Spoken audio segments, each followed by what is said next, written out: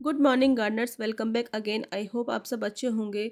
So friends, आज मैं बहुत ही सिंपल टॉपिक लेके आई हूँ, खासकर उन बिगिनर्स के लिए जो गार्डनिंग की शुरुआत करना चाहते हैं बट कंफ्यूज्ड हैं कि किन प्लांट से वो स्टार्ट करें।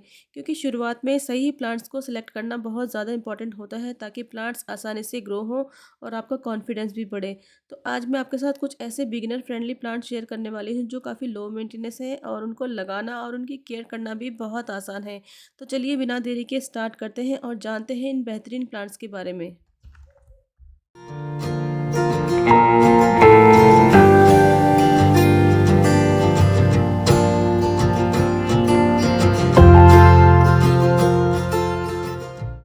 क्योंकि फ्रेंड्स, आज बिगिनर फ्रेंडली प्लांट्स के बारे में हम बात कर रहे हैं तो हमारी लिस्ट में सबसे पहले नंबर पे जो प्लांट है वो है पोथोस, जिसे हम मनी प्लांट के नाम से जानते हैं। और इंडियन हर घर में आपको पोथोस ज़रूर मिलेगा।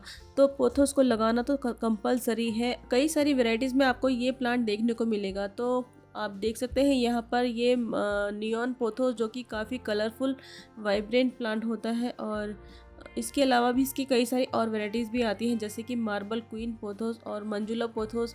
और भी इसके अलावा कई सारी और होती हैं। तो इसकी जो नॉर्मल ग्रीन वाली वैरायटी होती है उसको ग्रो करना सबसे इजी होता है। प्लांट की स्टेम से छोटे छोटे से एरियल रूट्स निकलते हैं, जिनकी कटिंग आप ले करके नीचे की पत्तियां हटा करके उसको आसानी से पानी में या आप मिट्टी में ग्रो कर सकते हैं।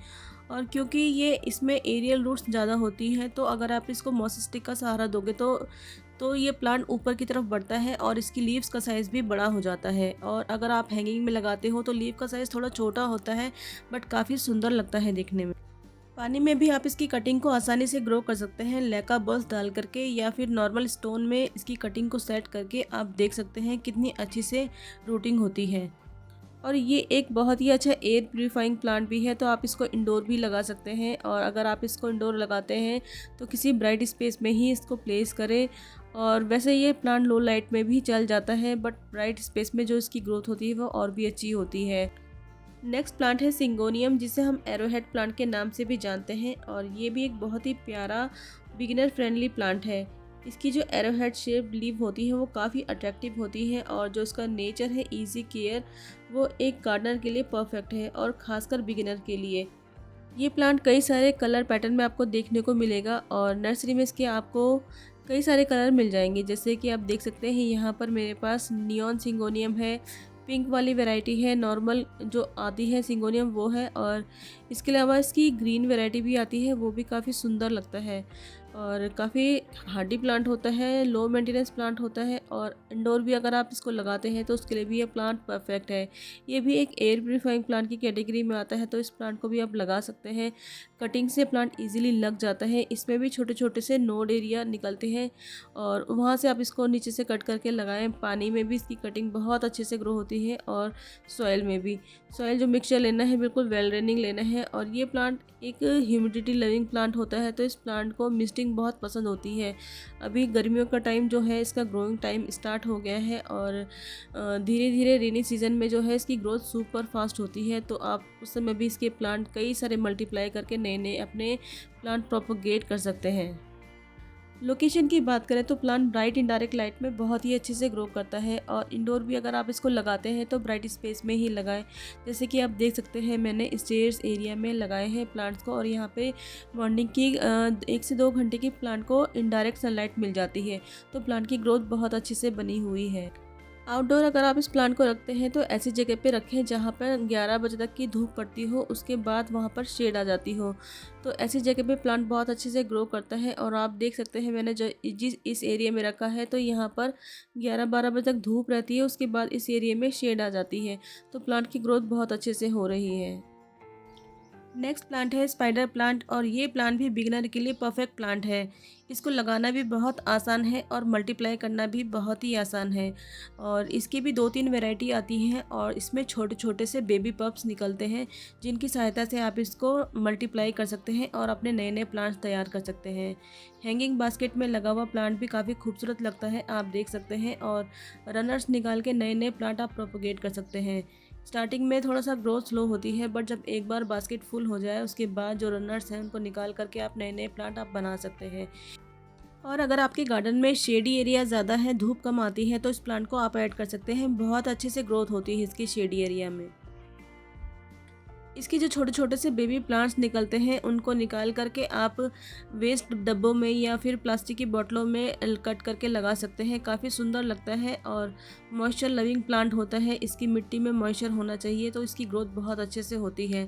रेनी सीजन में जो इसकी ग्रोथ होती है वो ज़बरदस्त होती है और उस समय पे आप इसके कई सारे प्लांट मल्टीप्लाई कर सकते हैं।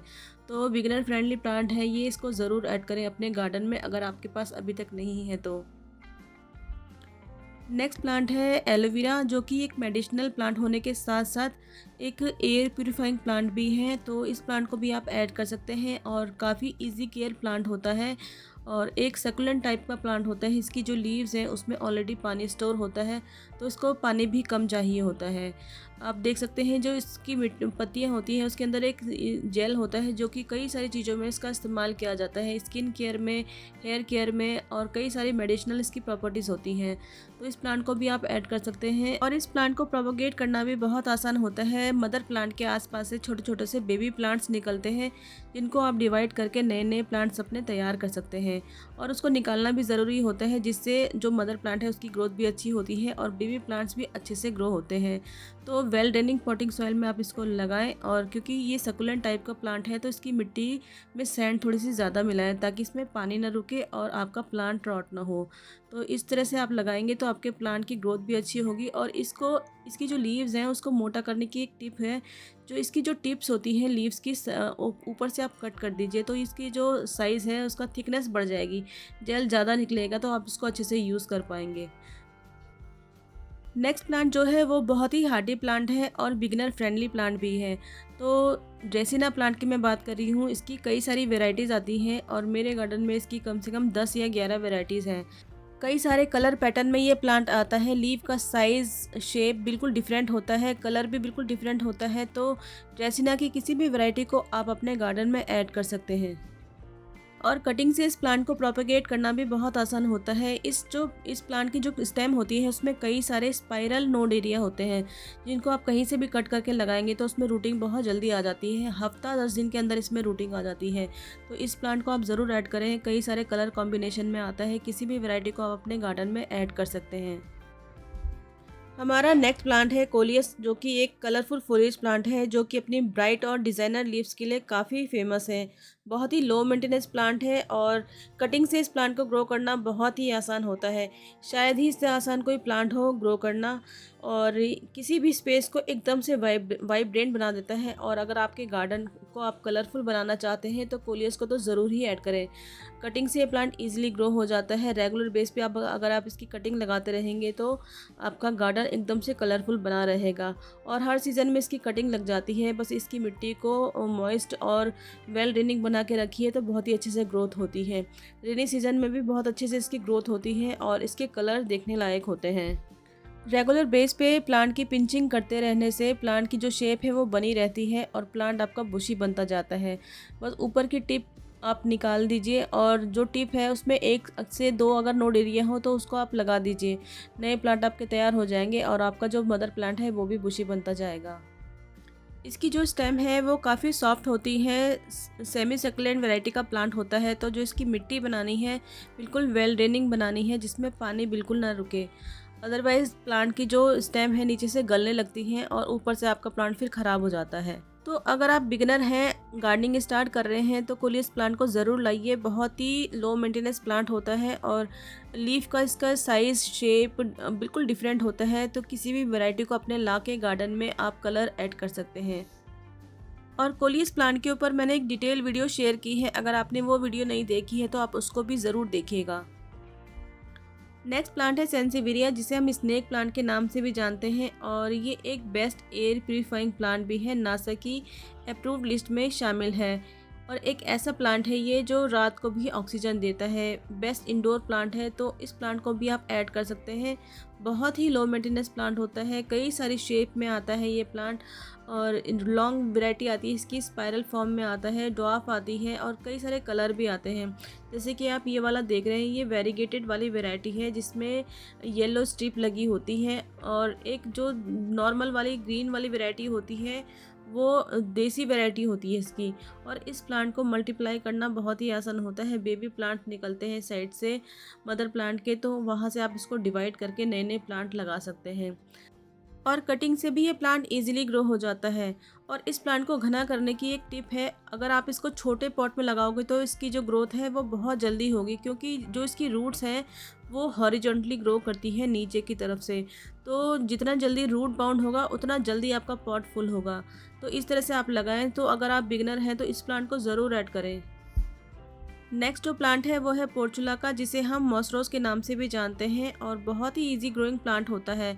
कटिंग से ये प्लांट इजीली लग जाता है। सेमी सेकुलेंट वैरायटी का प्लांट होता है। और इसी की एक वैरायटी और आती है जिसको हम पर्सलेन बोलते हैं। तो दोनों वैरायटी को आप ग्रो कर सकते हैं। बहुत ही इजी ग्रोइंग प्लांट होते हैं और आजकल इसका ग्रोइंग टाइम स्टार्ट हो गया है। अभी इसकी कटिंग लगा लीजिए फटाफट। गर्मी से लेके बरसात के एंड तक ये प्लांट की ग्रोथ बहुत अच्छी होती है, बहुत अच्छी से फ्लावरिंग करता है। बहुत ही इजी ग्रोइंग प्लांट होता है। सेमी सक्लेंट वैरायटी का प्लांट है। तो जो इसकी मिट्टी बनाए बिल्कुल वेल ड्रेनिंग बनाए, ताकि रेनी सीजन में जो इसकी रूट्स हैं वो गले ना। तो इस तरह से इस प्लांट को लगाइए। बहुत ही लो केयर वाला प्लांट होता है। जितनी ज़्यादा प्लांट को धूप मिलती है उतनी अच्छी फ्लावरिंग करता है। बस आप इसमें 10 से 12 दिन के बीच में एक बार नॉर्मल जो ऑर्गेनिक डीएपी आता है वो उसके 4 से 5 दाने डाल दें, या फिर सीवीड ग्रेन्यूल्स के आप दाने डाल दें। तो प्लांट के जो में फ्लावरिंग होती है वो बहुत अच्छे से होती है। नेक्स्ट जो प्लांट है वो क्रेसुला की एक वैरायटी है और इसका नाम है जेड प्लांट, और बहुत ही rough and tough and beginner friendly plant है। क्रेसुला की कई और वैरायटी भी आती है जिसमें बड़ी बड़ी पत्तियों वाला प्लांट भी होता है, बट जो ये जेड प्लांट होता है ये काफ़ी रफ एंड टफ प्लांट होता है। कटिंग से इस प्लांट को ग्रो करना बहुत ही आसान होता है, और ये सकुलेंट टाइप का प्लांट होता है। तो इसकी जो मिट्टी है बिल्कुल वेल ड्रेनिंग होनी चाहिए। सैंड इसमें ज़्यादा मिलाए तो प्लांट बहुत अच्छे से ग्रो होता है। कई सारे लोग इसको इंडोर प्लांट समझकर लेके आते हैं, बट ये एक फुल सनलाइट में रखने वाला प्लांट है। फुल सनलाइट में जो इसकी ग्रोथ होती है वो सुपर फास्ट होती है। और इस प्लांट की जो स्टेम है वो काफ़ी फ्लेक्सिबल होती है, तो इसकी बॉन्जाई भी बहुत जल्दी तैयार होती है। बॉन्जाई के अलावा आप इसकी टोपियारीज भी बना सकते हैं। और बॉन्जाई अगर बना रहे हैं तो रेगुलर बेस पे इसकी पिंचिंग प्रूनिंग करते रहें तो प्लांट आपका घना होता है। और नीचे की स्टेम से जितनी भी एक्स्ट्रा ब्रांचेस होती हैं उसको हटाते रहें। आप देख सकते हैं मैंने 2 से 3 प्लांट यहाँ पे बॉन्जाई तैयार करे हैं, और बहुत ही खूबसूरत प्लांट लगता है। और अगर आप एक बार इस प्लांट को लगा लेते हो तो इतने ज़्यादा मल्टीप्लाई होते हैं ये प्लांट कि आप इसको लगाते लगाते थक जाएंगे, बट आपके पॉट्स ख़त्म हो जाएंगे, बट ये प्लांट ख़त्म नहीं होगा। और जितनी सनलाइट प्लांट को मिलती है उतना ही रफ एंड टफ ये प्लांट बनता जाता है। और आप देख सकते हैं मटकी में लगा हुआ प्लांट कितना हार्डी प्लांट है और कभी ख़राब नहीं होता। तो इस प्लांट को ज़रूर लगाएं। और गर्मियों के टाइम पे जब गार्डन में फ्लावरिंग काफ़ी कम हो जाती है तो ये प्लांट आँखों को काफ़ी ग्रीनरी देता है, तो इस प्लांट को तो ज़रूर ऐड करें। आज का हमारा लास्ट प्लांट है डेविल्स बैकबोन। डेविल्स बैकबोन भी एक बहुत ही हार्डी प्लांट होता है, और इसकी 2 से 3 वैरायटी आती है।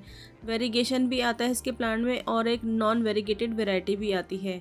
जो आप ये देख रहे हैं ये वेरीगेटेड वैरायटी है, और इसको लगाना भी बहुत आसान होता है। ये भी काफ़ी रफ एंड टफ प्लांट होता है। विंटर सीजन में इस प्लांट की ग्रोथ थोड़ी सी स्लो हो जाती है, प्लांट डोरमेंट हो जाता है, बट विंटर सीजन ख़त्म होने के बाद जब इसकी प्रूनिंग कटिंग कर देते हैं तो फिर से ये प्लांट बहुत ही अच्छे से ग्रो करने लगता है, और काफ़ी ग्रीनरी देता है आपके गार्डन में। गर्मियों में भी ये काफ़ी सुंदर लगता है, और इस समय पे इसका ग्रोइंग टाइम है। और इसकी एक और वैरायटी आती है जिसे फिश बोन वैरायटी कहा जाता है, और वो भी काफ़ी सुंदर प्लांट लगता है। और इस प्लांट को आप हेजेस की तरह भी लगा सकते हैं अपने गार्डन में, जो कि काफ़ी सुंदर लुक क्रिएट करता है। अभी तेज़ धूप की वजह से जो इसके कलर हैं थोड़े से डल हो रखे हैं, बट रेनी सीजन आते ही जो इसके कलर हैं वो काफ़ी वाइब्रेंट हो जाते हैं।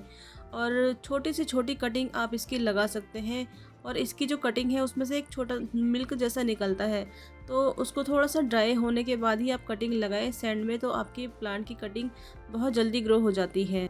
सो फ्रेंड्स, ये थे कुछ बेस्ट बिगिनर फ्रेंडली प्लांट जिनसे आप अपनी गार्डनिंग जर्नी की आसान और शानदार शुरुआत कर सकते हैं।